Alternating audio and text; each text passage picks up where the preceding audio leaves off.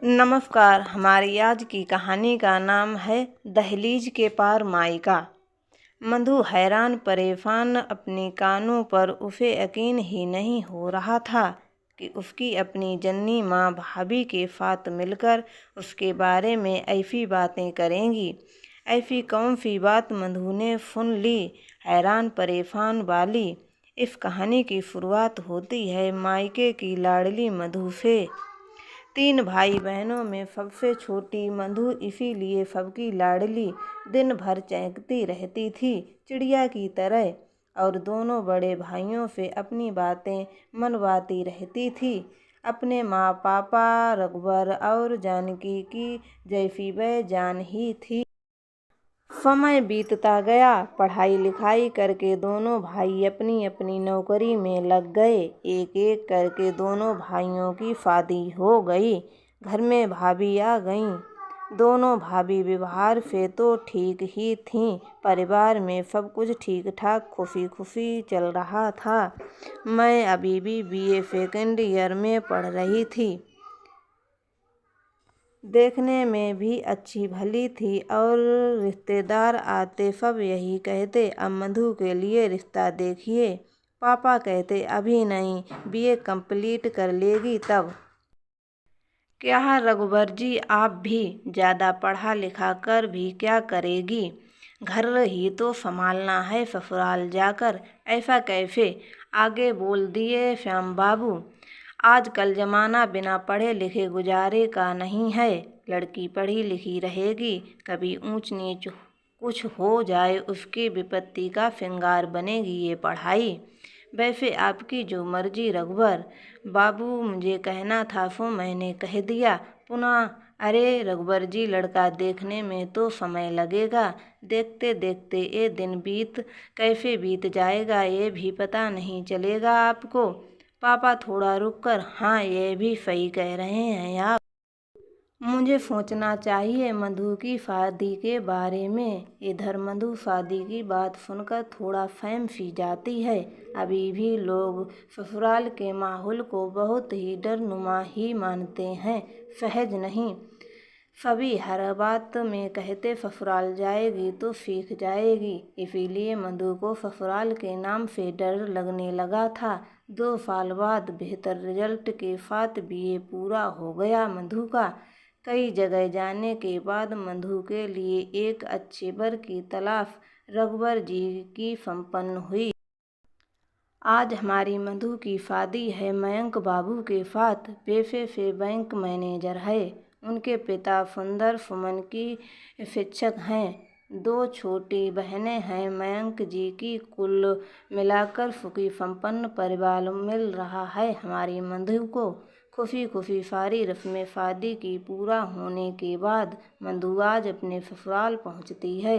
बहुत जोरों शोरों से उसका स्वागत किया जाता है क्योंकि घर की वह इकलौती बहू है। मधु की सासू माँ बहुत ही सुंदर से बहू का स्वागत करती हैं। सारी रस्में ससुराल की होने के बाद बहू को अपने कमरे में ले जाते हुए मयंक की माँ रेवती जी कहती हैं, मधु कोई भी दिक्कत हो तो बेहिचक मुझे कहना, मैं तुम्हारी माँ समान नहीं माँ हूँ। ठीक है माँ जी। माँ जी नहीं, सिर्फ माँ। दोनों बहनें एक साथ बोलती हैं। और फिर मेरी माँ, अरे तुम सबकी माँ 2 बेटी थीं, अब 3 हो गई मुझे हंसते हुए। चलो अब मधु को आराम भी करने दो। मैं तो करने दूंगी आराम, भैया करने देंगे तब तो, खिंचाई करते हुए। मधु को हैरत हो रही थी कि यह सिर्फ मेरी सासू माँ का दिखावा था या फिर सच में मयंक जी की माँ ऐसी हैं। सभी आज तक बोलते रहते थे सास बहुत गर्म होती हैं, ससुराल में जाना मुश्किल कर देती हैं वगैरह वगैरह। ये तो बिल्कुल विपरीत हैं। तभी मयंक बाथरूम से फ्रेश होकर आते हैं। कहाँ खो गई मेरी मधु? बस कहीं नहीं, यूं ही मयंक की बाहों में लिपटते हुए आपके बारे में ही सोच रही थी। क्या क्या क्या? अभी नहीं बताऊंगी, सो जाइए। दोनों सो जाते हैं। कल की नई सवेरे और नई उम्मीदों के साथ जब सुबह आंखें खुलती हैं, मधु देखती है कि रेवती जी सारा काम कर चुकी होती हैं। मधु, पहले तुम स्नान करके पूजा कर लो, फिर सभी साथ में नाश्ता करेंगे। जी ठीक है। मधु, माँ, आपने मुझे जगाया क्यों नहीं? कुछ काम में हाथ बटा देती मैं भी। अरे बेटा, अभी तुम्हारी मेहंदी के रंग हैं, इसे आराम से रहने दो। ये रंग जितना लंबा चलेगा, तुम लोगों का जीवन उतना ही सुखी रहेगा। मैं हूँ ना अभी, और कौन सा कहती हूँ कि तुम मुझको नहीं करना है। मेरे बुढ़ापे का सहारा तुम ही तो हो। 2-4 दिन इसी तरह बीत गए। मधु, मुझे मम्मी के यहाँ जाना है। कोई बात नहीं, रेवती जी ने कहा। मयंक, मधु को जाओ मम्मी के यहाँ से घुमा लाओ। ठीक है माँ। जब मधु अपनी मम्मी के यहाँ जाती है तो 1 सप्ताह 2 सप्ताह रुक जाती है। ये बातें सुंदर सुमन जी को अच्छी नहीं लगती। हमेशा कहते हैं कि आप बहू को फर चढ़ा दिए हैं। बेटी कहकर शादी के बाद इतना कोई मायके जाता है क्या? रेवती जी कहती हैं, अभी बच्ची है, ना समझ है। जब बाल बच्चे होंगे तो खुद ही जिम्मेदारी का एहसास होगा। थोड़े दिन में समझदारी आ जाएगी कि ससुराल ही उसका अपना घर है। अभी तो मैं हूँ ना, घर देखने के लिए बच्ची है, जाने दीजिए। धीरे धीरे अपनी गति से समय बीत गया। 5 साल बाद 2 बच्चे की माँ बन गई मधु, लेकिन फिर भी उसका आदत नहीं छूटा मायके जाने वाला। जब मन हो तब कोई ना कोई बहाना बनाकर मायके चली जाती। बच्चे को अपनी माँ यानी रेवती जी पर छोड़ देती थी निश्चिंत होकर। इधर मायके में दोनों भाभियों का इसका बार बार आना जाना अच्छा नहीं लगता था। ना ही माँ को दोनों भाभियों के बीच मधु की वजह से हमेशा अनबन अच्छी नहीं लगती थी।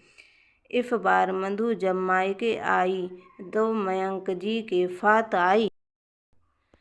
रात में तो सब कुछ ठीक था, पर सुबह मधु जब बाथरूम की तरफ जाने लगी, उसने सुना कि माँ और दोनों भाभी उसके बारे में बात कर रहे हैं। वह थोड़ा ध्यान लगाकर सुनने लगी। दोनों भाभी कह रही थीं कि क्या दिक्कत है मधु जी को अपने ससुराल में।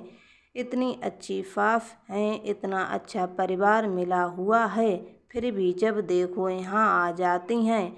कहे तो भाभी सही रही थीं, मुझे ससुराल में कभी भी ससुराल जैसा नहीं लगा, लेकिन मैंने कभी इस बारे में सोचा ही नहीं। दुनिया जैसी बोलती थी, यही भ्रम मेरे दिमाग में भी लगा हुआ था कि ससुराल यानी लड़कियों के लिए सजा है। खुद तो आती ही हैं, मयंक जी को भी ले आती हैं। स्वागत में कम खर्चे होते हैं क्या? माँ भी बोल रही थीं। हाँ, सही बात है। इस वक्त तुम दोनों झगड़ा मत करो, मैं मधु से बात करूँगी। तभी मधु माँ से लिपटते हुए, आज के बाद मैं बिना ऑक्सीजन कभी नहीं आऊँगी। यही मेरा फैसला है, यही सही है ना माँ?